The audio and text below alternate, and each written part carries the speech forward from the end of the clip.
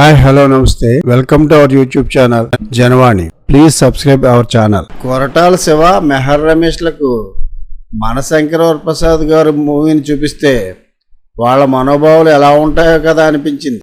ఆ మూవీ చూశాక, ఆ సినిమా సృష్టిస్తున్న కలెక్షన్ల ప్రపంచం చూశాక, బ్రహ్మాస్త్రాన్ని చేతికిస్తే దాన్ని ఎలా ప్రయోగించాలో తెలిసి ఉండాలి.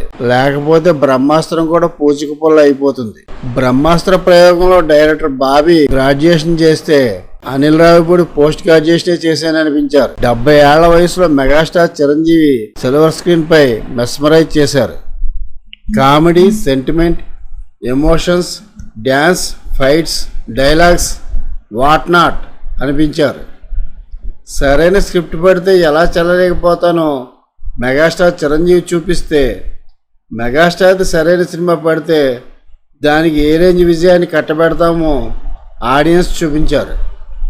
వెరసి అటు సినీ పరిశ్రమ, ఇటు ట్రేడ్ సర్కిల్ కూడా అవాకే చూస్తుంది జరుగుతున్న విధ్వంసాన్ని. ప్రతిరోజు ప్రతి షోకు, ప్రతి సెంటర్లో ఎంతమంది ఆడియన్స్ సినిమా చూస్తున్నారో అంతకు రెండింతల ఆడియన్స్ టికెట్స్ దొరక్క వెనుతిరిగి వెళ్ళిపోతున్నారు.